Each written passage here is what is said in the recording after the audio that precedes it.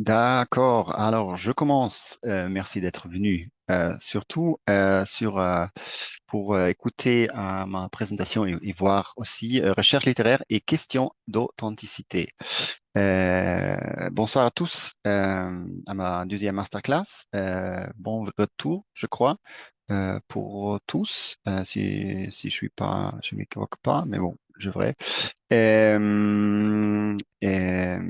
Là, si vous avez manqué la première, j'ai déjà partagé dans le chat. Alors, ça serait aussi publié sur le site du Cruise dans les prochains jours et aussi je mettrai sur mon Instagram et sur ma site web. Alors, vous pouvez aussi le trouver là. Ici, sur YouTube, vous me cherchez, vous le trouverez aussi dans les prochains jours. Euh, suffit sur Masterclass 1. Alors, plongeons dans Masterclass 2. Et commençons par un mauvais compliment. Nous avons tous reçu un jour ou l'autre, n'est-ce pas? Quand quelqu'un vous dit quelque chose et que vous répondez instinctivement, merci, et puis après un moment, on se dit, attends, quoi? Qu'est-ce que vous avez dit? Et moi, j'ai reçu un compliment particulièrement mauvais assez souvent, sous forme écrite dans des critiques et par des lecteurs qui sont venus à des événements. Et ce n'est pas vraiment un mauvais compliment dans le sens où il ne vient pas du bon endroit. Non. Les critiques et les lecteurs veulent vraiment bien faire quand ils écrivent ou disent le le suivant. Votre livre est vraiment bien recherché. C'est gentil, n'est-ce pas? Un merveilleux compliment sur le livre. Et il est bien recherché, bien documenté. Alors, comment diable est-ce que c'est un mauvais compliment? Suis-je une personne ingrate, un écrivain arrogant pour rejeter ce compliment? Euh, eh bien, peut-être un petit peu.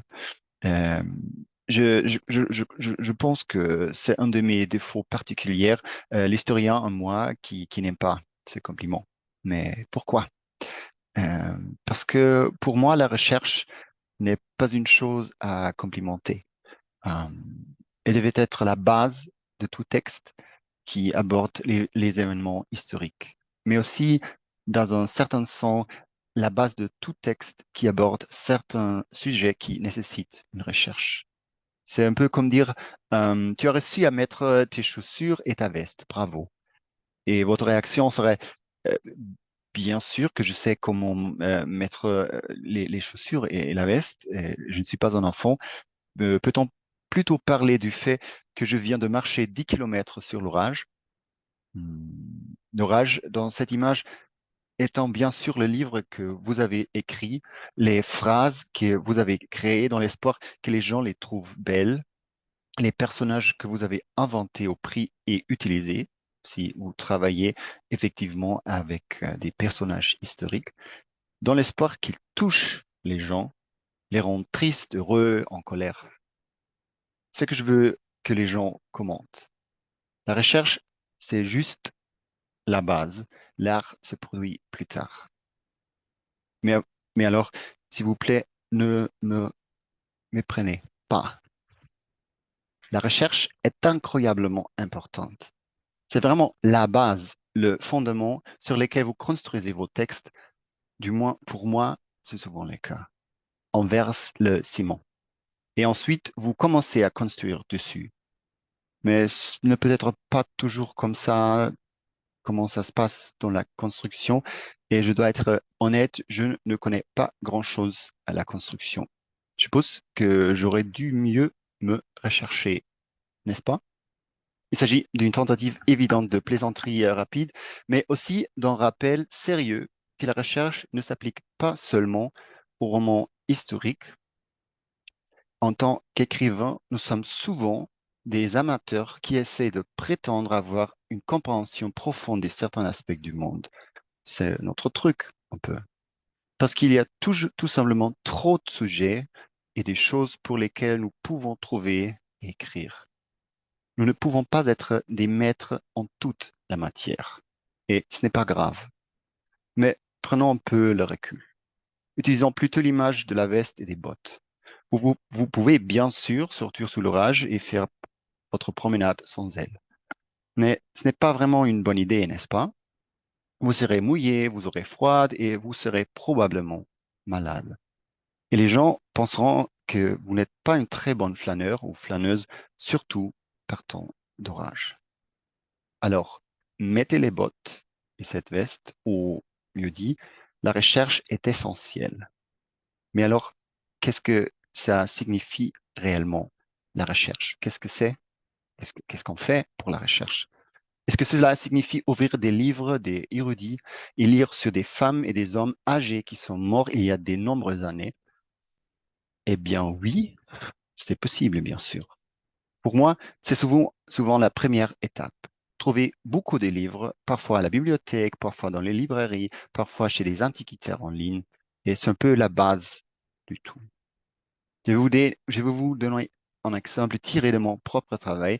Lorsque j'ai commencé à travailler sur Ein mögliches Leben, ça, c'est le titre allemand de Cette autre vie, en dehors de la petite histoire ou du mythe familial qui m'a inspiré mon intérêt sur les prisonniers de guerre allemands aux États-Unis, le premier livre que j'ai pris était un livre épais, noir, avec un croix gammée rouge dessus.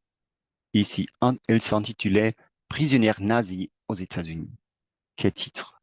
Et cette couverture, elle était sombre, menaçante, avec des photos en noir et blanc d'un camp barbelé sur le croix gammée. À propos, dans l'avant-propos, l'auteur, un professeur de l'Université de Texas, s'excuse essentiellement auprès du lecteur pour cette couverture et ce titre. Il n'en voulait pas, dit-il, mais les éditeurs ont insisté. Les nazis en Amérique, c'était plus excitant que les prisonniers de guerre allemands dans les camps d'internement. Ouais, on peut comprendre les deux, l'éditeur et le professeur. C'est quand même un exemple intéressant de ce que les éditeurs font parfois à vos titres et vos couvertures.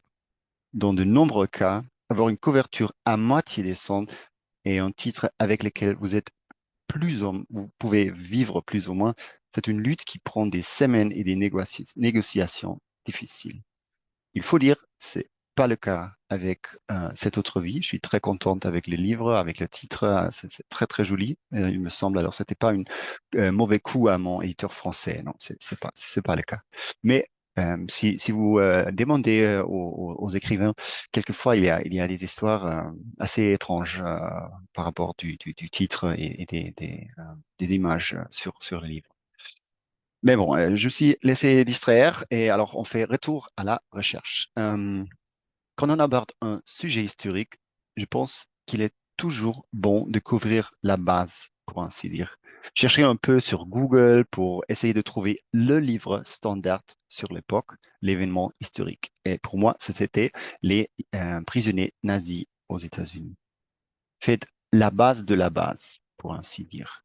Commencez à prendre des notes.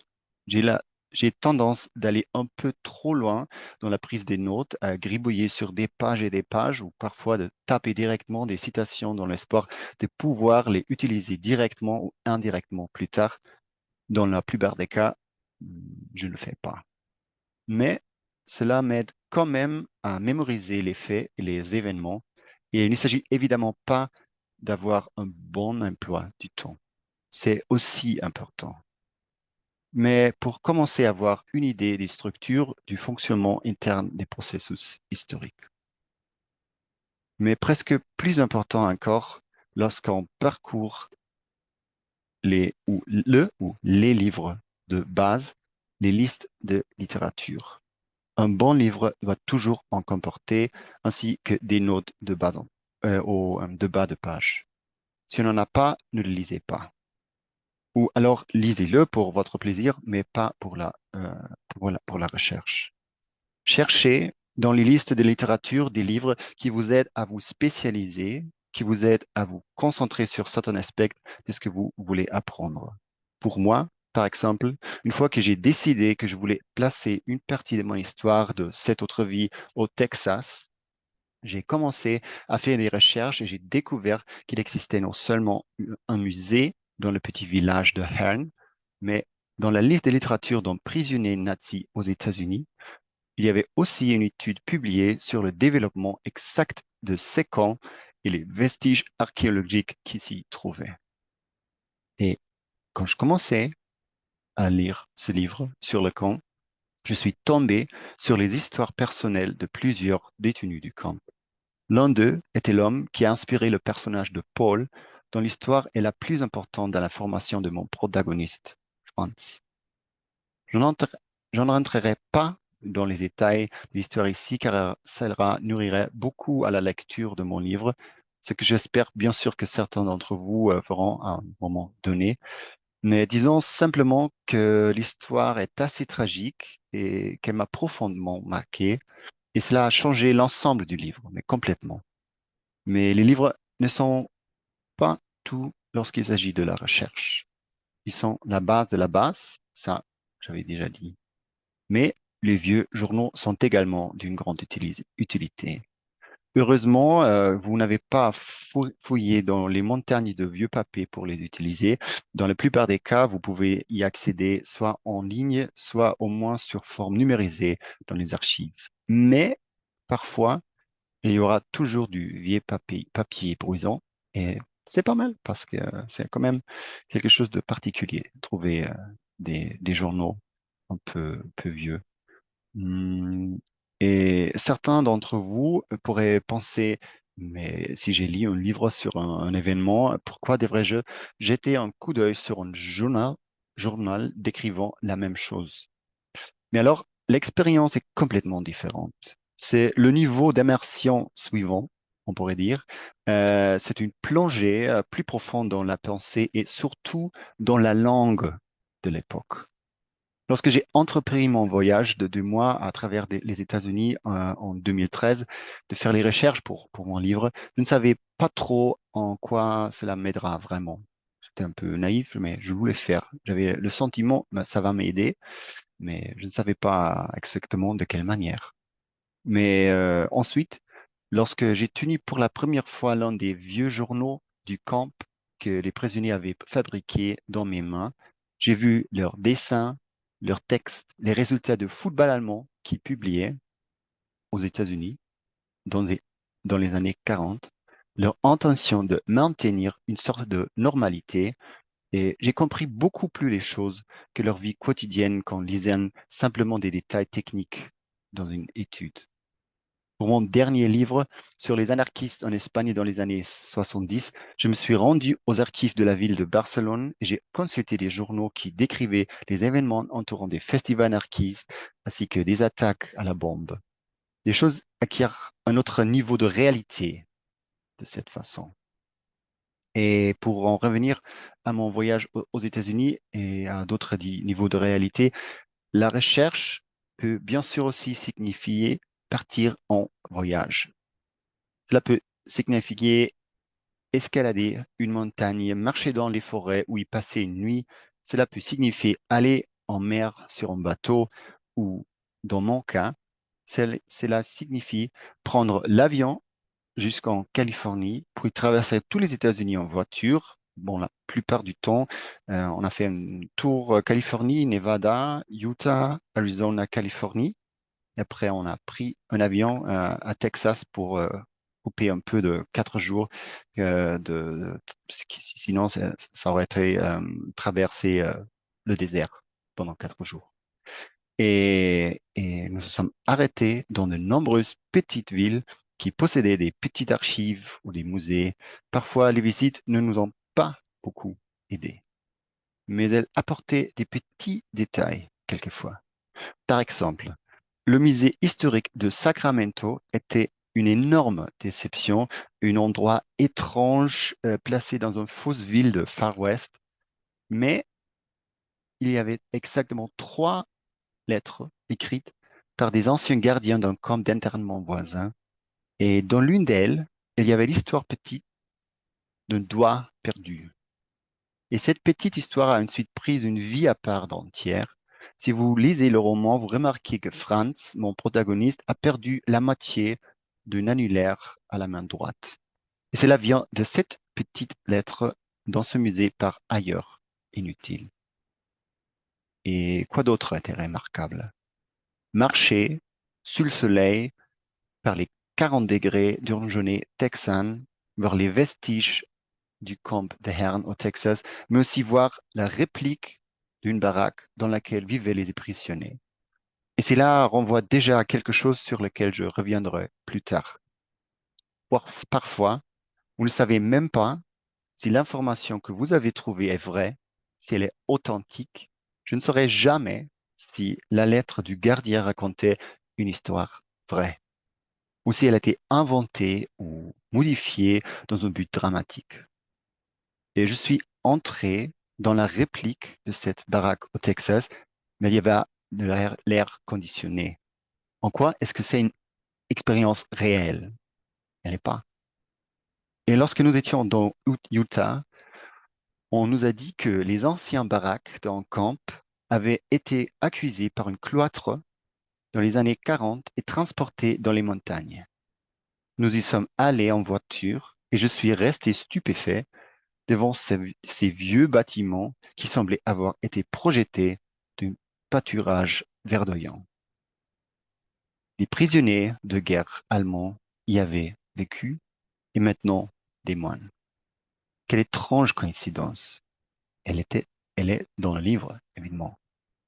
Mais lorsque nous nous sommes renseignés auprès des moines, personne n'a pu confirmer ou infirmer qu'il s'agissait bien du vieux bâtiment. Tous avaient entendu les rumeurs, mais personne ne savait. Tous ceux qui avaient su étaient morts. Il y a un article de Wikipédia sur ce cloître qui dit qu'ils ont brièvement utilisé les baraques du camp qui ont été laissées sur place et qu'ils ont ensuite changé. Mais cela ne peut pas non plus être vrai, car les camps de prisonniers de guerre ne se trouvaient pas réellement dans la vallée où l'abbaye et la monastère ont été formés plus tard. Alors, je ne le saurais jamais.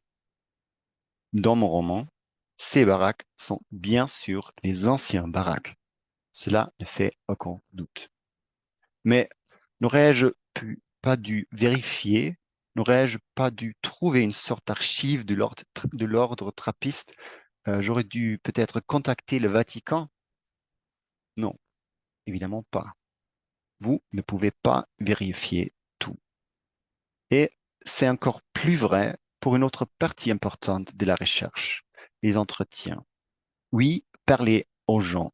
Si vous écrivez sur un charpentier, allez parler à un charpentier, suivez-le ou elle pendant ou une ou plusieurs de leurs journées de travail. Sachez sur quoi vous écrivez. Lorsque vous écrivez sur les objets au début, vous entrerez probablement trop dans les détails, puis vous commencerez à supprimer les parties inutiles, mais vous saurez ce qui est important. Pour mes deux derniers romans, j'ai réalisé des longs entretiens avec des personnes qui vivaient à l'époque où j'écrivais. Pour cette autre vie, j'ai pu parler à deux anciens prisonniers de guerre et les deux sont morts depuis. Mais l'un des deux a quand même eu la chance de recevoir les livres avec une dédicace.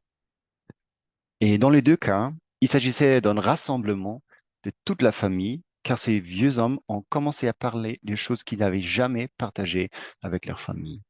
Cela m'a vraiment donné des nouvelles perspectives sur une variété de nouvelles choses qui ont influencé mon livre. Et ce sont les suivantes. Un, pour les hommes de cette génération, parler de leur passé, qu'il soit traumatique ou non, ça c'est important, était vraiment inhabituel et difficile. Les familles n'avaient généralement qu'une idée très limitée des versions jeunes de ces hommes. Deux, je n'aurais jamais pensé que des Allemands auraient pu voir l'arrivée aux États-Unis. Mais l'un de mes interlocuteurs a réellement vu la Statue de la Liberté et sa description a formé une scène très similaire dans le livre. Et trois, c'est étrange ce qui provoquait des explosions émotionnelles. Parler des tentatives d'assassinat d'Hitler est une phrase secondaire. Mais lorsque l'un des hommes a expliqué comment il avait vu pour la première fois les quantités de nourriture que les Américains avaient à leur disposition, il s'est mis à pleurer de façon incontrôlable pendant l'interview. Il continuait à dire tout le temps, nous avions eu faim pendant si longtemps et là, il y en avait tellement, tellement de nourriture. Il est en train de pleurer là devant moi et devant sa famille. C'était vraiment étonnant parce que là, la nourriture, on ne s'imaginait pas. Alors, au moins moi, je n'imaginais pas. De ce seul fait, vous devriez avoir compris. La conduite d'entretien vaut vraiment la peine que vous y consacriez du temps et des efforts. Cela vous surprendra, brisera vos préjugés et vous fera comprendre des choses sur des sujets auxquels vous n'aviez jamais pensé. Mais pour en revenir à la question de la vérification que j'ai postée ci-dessus, bien sûr, il est très difficile de vérifier la mémoire. Quelquefois, évidemment, si c'est quelque chose, un événement historique qui est très connu et quelqu'un raconte quelque chose qui est évidemment pas correct, c'est facile. Mais dans les petites histoires qui se bougent dans l'histoire grande, disons, c'est très compliqué. Dans les études historiques, le problème de la fiabilité de l'histoire orale est presque un domaine de recherche à part entière. Je ne saurais jamais si le vieil homme a réellement vu la statue de la liberté, ou si c'est quelque chose que quelqu'un lui a dit ou que son cerveau a ensuite transféré dans sa propre mémoire. Parce que les interlocuteurs n'ont pas besoin de vous mentir intentionnellement pour vous donner des fausses informations. La mémoire fonctionne de manière très mystérieuse, comme l'ont prouvé beaucoup des études. Mais il est peut-être utile de se rappeler d'une chose. La recherche est la base. Ce sont vos vestes et vos bottes, mais ce n'est pas plus que cela. Comme j'ai dit déjà, c'est la base sur laquelle vous construisez votre texte. Mais alors, cette base ne devrait-elle pas toujours être absolument solide comme le roc? Oui et non. Lorsque j'ai travaillé sur cette autre vie, il est arrivé un moment où la quantité du matériel m'a presque enseveli. C'était tellement de choses. Il y avait trop. Et il y en avait toujours plus. Une autre chose à vérifier, une autre archive à contacter, un autre livre à acheter. J'ai dans mon appartement des livres sur les uniformes dans la Wehrmacht, sur les navires de débarquement alliés, sur l'organisation structurelle et développement historique des camps de prisonniers de guerre américains depuis la guerre de sécession jusqu'à Guantanamo. C'était la première fois que j'écrivais un livre de cette envergure avec autant de contexte historique. Je voulais je voulais être sûr de l'écrire de la meilleure manière. Et j'avais presque oublié une chose. J'écrivais un roman, pas une analyse historique. Et cela peut sembler être la chose la plus courante à dire, mais ce n'est pas le cas. Parce qu'une fois que vous êtes lancé dans les terriers de la recherche, vous pouvez vous y perdre comme Alice au pays des merveilles. Parce que c'est tellement rassurant. Je n'ai peut-être écrit que 20 pages et aucune idée de la structure de mon roman, mais j'ai 3 tours de livre, un disque dur complet des photos et des vidéos que j'ai prises dans 20 endroits de la Californie aux Archives nationales de Washington. Comment cela pourrait-il mal tourner? Mais c'est possible, bien sûr. Parce que vous écrivez un texte de fiction. Vous devez inventer des choses. Vous devez décrire des choses qui n'existaient plus ou qui n'ont jamais existé. Parfois, la recherche peut vous faire croire qu'elle fait ce travail pour vous, mais ce n'est pas le cas. Donc, à un moment donné, vous en libérez. Je sais que ça fait très princesse Disney de Frozen, mais oui, libérez, délivrez, arrêtez avec la recherche et écrivez le texte. Parce qu'il y a une autre chose que vous devez savoir, et avec cela, nous allons lentement passer à ce que j'ai appelé les questions d'authenticité. Alors voilà, vous pouvez aussi faire semblant, ou même plus, vous devez le faire quelquefois. Car même si vous lisez beaucoup, vous ne serez jamais un prisonnier de guerre dans les années 40. ou un chevalier médiéval, ou un résistant dans une dystopie lointaine. De moins, ça, je l'espère. Il y a toujours un élément de fiction. Et c'est à vous de décider de l'ampleur que vous voulez lui donner. Et si vous décidez d'augmenter la part de la fiction, alors c'est génial. Je dirais donc ceci. Vous pouvez mentir, mais vous devez connaître votre mensonge. Vous pouvez seulement déformer de manière crédible une réalité ou un fait historique que vous connaissez, si vous le faites. Alors, probablement, personne ne remarquera le changement. Ou si c'est le cas, alors vous aurez pris une décision consciente et vous pourrez la défendre. Je vais vous donner un exemple tiré de mon roman. Dans cette autre vie, Franz s'est fait beaucoup des amis dans les camps et tous ses amis sont mentionnés et on en parle de par leur prénom. Et après une lecture en Allemagne, un monsieur âgé s'est levé et si vous avez assisté à des lectures ou des discussions autour d'un livre, vous connaissez ce genre de personnes. Il a dit que ce qu'il avait entendu lui plaisait, mais qu'il devait simplement faire un commentaire sur le fait qu'il n'était pas réaliste que les soldats allemands de la Wehrmacht s'appelaient par leur prénom. Ils auraient utilisé leur nom de famille, a dit-il, très sûr de lui. Et j'ai souri et dit, oui, je suis conscient de ces faits, mais si vous regardez le livre de plus près, vous remarquez que presque tous les prisonniers s'appellent par leur nom de famille. C'est juste ce groupe d'amis proches qui a dépassé les formalités normales de la camaraderie et qui s'est également éloigné de la ligne nazie qui s'appelle par son prénom. Cela les distingue des autres.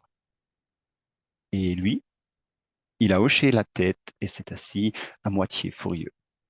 Et je dois avouer que j'étais très heureux. Mais il avait encore raison, bien sûr. Il aurait probablement été plus réaliste qu'ils s'appelaient tous Müller, Schmidt et Schneider. Mais j'ai pris la décision consciente de changer ce fait et je pouvais la défendre calmement, ce qui rendait mon message plus crédible que sa remarque probablement historiquement exacte. Il semblait juste qu'il n'avait pas regardé d'assez près, ce qui n'était pas le cas.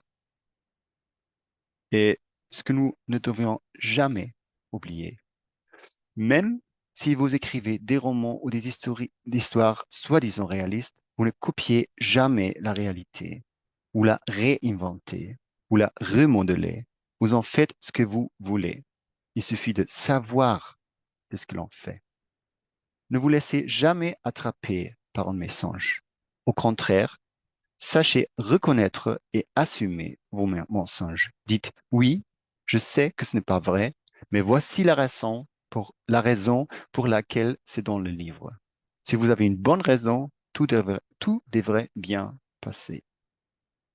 Les lecteurs, surtout aujourd'hui, semblent avoir un besoin profond de authenticité. Ils veulent lire quelque chose qui semble réel, qui est vrai. Mais ce qui est étrange alors, c'est ce que c'est un sentiment très vague. C'est un sentiment qu'on peut facilement manipuler. Nous ne savons que trop bien dans la sphère de politique à quel point le sens de la vérité et de l'honnêteté a été érodé.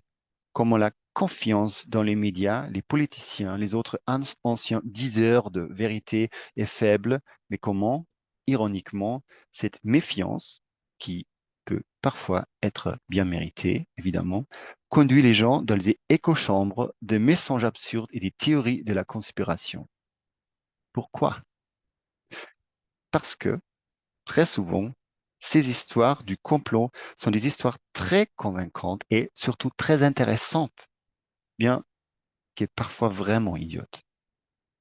Mais ces histoires vous attirent et une fois que les gens sont attirés, elles semblent pouvoir les convaincre de presque toutes les absurdités imaginables. Réfléchissons un instant au fait que de plus en plus de gens se sont remis à croire que la Terre est plate. C'est très très stupide et très très triste et aussi drôle, bien sûr. Et si elle est très importante d'insister sur la vérité et l'importance de la dire lorsqu'il s'agit de la politique et de notre vie quotidienne, il n'en va pas de même pour la littérature, d'une certaine manière. Mais la littérature est toujours profondément influencée par ce qui se passe dans la sphère publique. Et je pense que ces désirs de authenticité, de textes autofictionnels ou autobiographiques que nous connaissons depuis un certain temps déjà, trouvent son origine dans la perte de certitude évoquée plus haut. Si l'on ne peut faire confiance à rien, semble-t-il, lisons au moins des textes qui sont vrais, qui nous racontent des vraies histoires. C'est pourquoi tant de gens utilisent ce mauvais compliment de bien documenté ou bien recherché, parce que cela semble être un signe de qualité, d'honneur. Mais alors, pour revenir à l'imagerie que j'ai utilisée au début, je dirais aussi ceci, et le changerai. Si vous portez de bonnes chaussures et que vous savez à quoi ressemble une veste, vous pouvez traverser l'orage en faisant sembler de porter une veste. C'est une situation du genre l'empereur son œuf. Bien sûr, vous devez avoir des connaissances sur votre sujet. Bien sûr, vous devez faire une partie de vos recherches. Mais si vous le faites, vous pouvez presque vous en sortir avec n'importe quoi.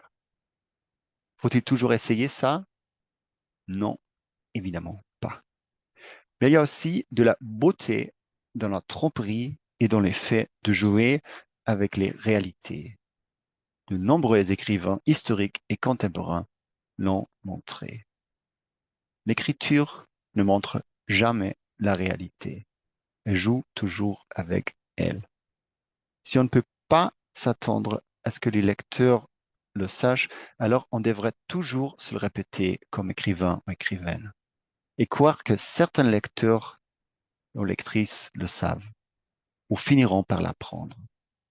En attendant, il y aura toujours cette question tant redoutée qui est en quelque sorte suite du mauvais compliment avec lequel j'ai commencé cette présentation. Et tous les écrivains euh, se font poser cette question tout le temps et il n'aime pas presque tous. Je connais pas beaucoup de gens qui aiment cette question et la question c'est la suivante.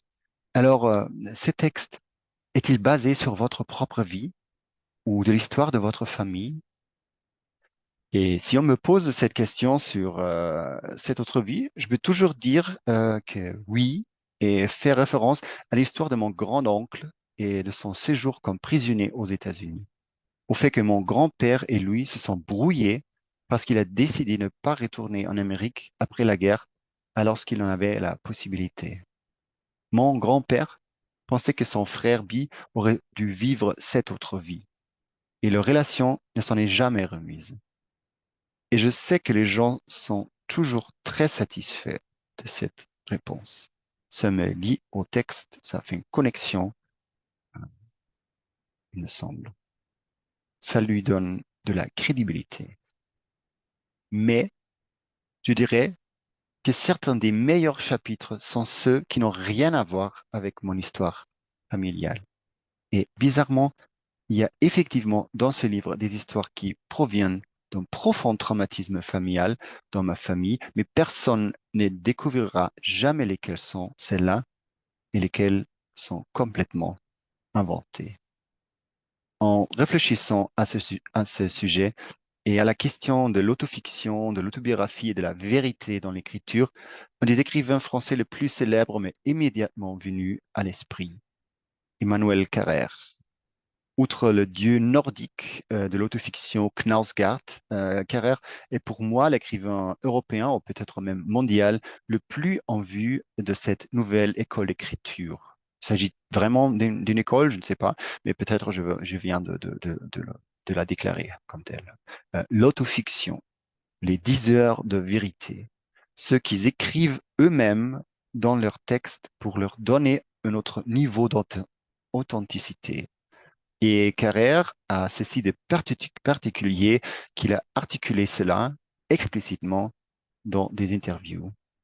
Il a établi une sorte de contrat entre lui et ses lecteurs et lectrices. Il devait l'accepter et obtiendrait, elle obtiendrait la vérité. L'année dernière, lorsque le livre Yoga a été publié et que son ancien partenaire l'a non seulement poursuivi en justice, mais également a déclaré à Vanity Fair que plusieurs parties du livre étaient largement modifiées, qui n'étaient en fait pas restées dans un camp de réfugiés pendant des mois, mais seulement pendant quelques jours. Il y a eu un grand scandale qui s'est entendu jusqu'en Allemagne. Il y avait pas mal d'articles là-dessus. Et moi, je dois être honnête, ça m'a un peu déconcerté. Est-ce que quelqu'un a déjà lu les livres de ce type? Ces histoires de lutte psychologique, de mégalomanie, qu'elles soient politiques, comme dans Limonov, ou religieuses, comme dans Le Royaume. Et ne me vous méprenez pas, ce sont des livres extraordinaires. Le Royaume a été l'une des merveilleuses lectures de ces dernières années. Mais quand même, comment les lecteurs et lectrices pourraient-ils s'attendre à ce qu'ils soient véridiques alors que tous ces écrits portent sur sa manie et sur des personnages qui sont, jusqu'à un certain point, délirants. Son tout premier livre autofictionnel portait sur un fraudeur devenu assassin, sur quelqu'un qui ment sur toute son identité. Et je ne dis pas qu'Emmanuel Carrère est un escroc. C'est un très bon écrivain qui doit comprendre de ce que cela signifie d'écrire, c'est-à-dire toujours faire des recherches. Et il en fait beaucoup, surtout pour Royaume, c'est extraordinaire, mais aussi toujours créer quelque chose de nouveau à partir de ses recherches. C'est ainsi que l'on crée de l'art. Les meilleurs photographes ou réalisateurs de documentaires ne se contentent pas de refléter la réalité. Ils la transforment, nous font comprendre un sens plus profond qu'une simple image de la réalité ne pourrait jamais le faire. Donc, Carrère pourrait avoir menti ou il pourrait ne pas avoir menti. Je m'en fiche un peu quand il s'agit de son écriture. On pourrait bien sûr arguer qu'il aurait rompu le contrat avec ses lecteurs, il y avait menti dans ses livres. Mais alors, je dirais, un tel contrat a toujours été absurde au départ. Son ex-partenaire, dans son interview où elle explique pourquoi elle ne voulait pas figurer dans le livre, a déclaré que celui-ci était plein de mensonges. Et elle fait ensuite une distinction entre mensonge et fiction. Elle dit, mais au-delà, l'autre raison pour laquelle je ne voulais pas être dans ce livre, c'est l'effacement de la frontière entre fiction et mensonge. La fiction veut dire une vérité, le mensonge veut la dissimuler. Mais alors, je me demande, est-ce que c'est vraiment si important que Carrère ait été dans un camp pendant 4 jours ou 4 semaines? Si son texte peut susciter de l'empathie pour les personnes vivant dans ces camps et montrer leurs difficultés, alors le temps qu'il y a passé, est-ce qu'elle est important? Je dirais qu'il y a des arguments à faire valoir pour que ce ne soit pas le cas. Et quand il s'agit du contrat avec ses lecteurs ou lectrices, c'est une toute autre histoire. Si les lecteurs ont vraiment adhéré à l'idée d'un cercle de vérité, je peux comprendre qu'ils soient contrariés et en colère. Et je comprends que cela faisait partie du marketing de Carrère et de se vendre comme le diseur de vérité. C'est donc entre lui et les lecteurs qui se sont vraiment sentis apparentir à ce cercle.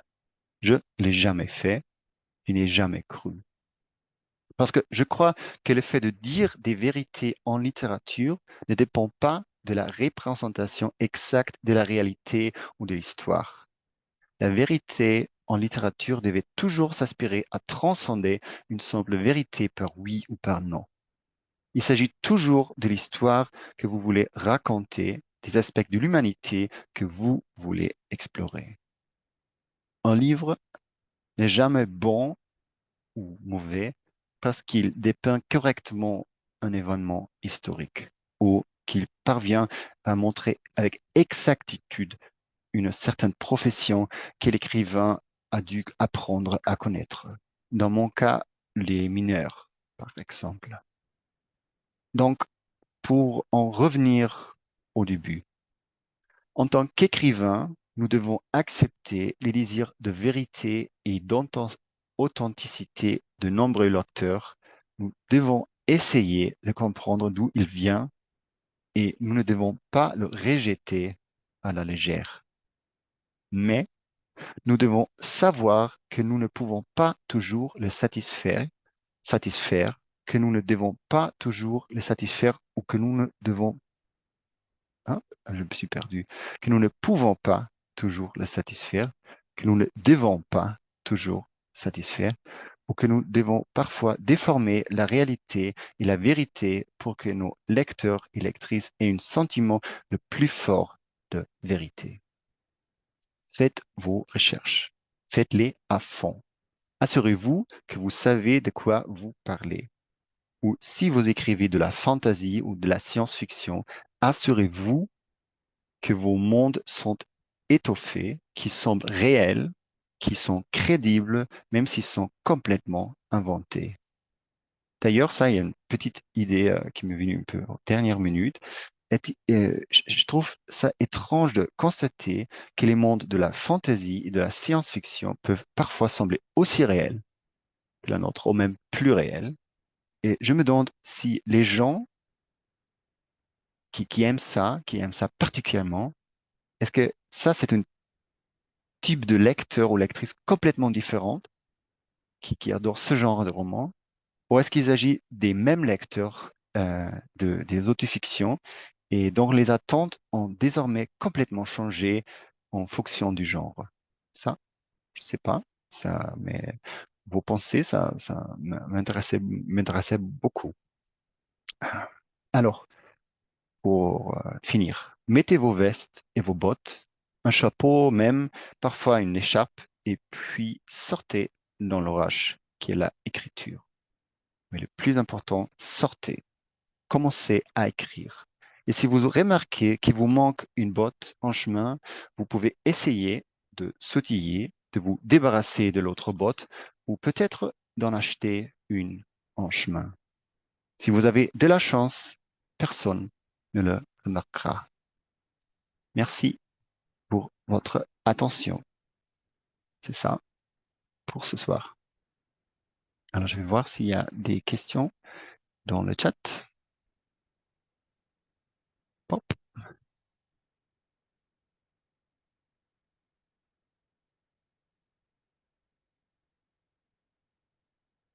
d'accord. Il me semble qu'il n'y a pas de questions pour le moment. Alors, je vais juste, pour le moment, arrêter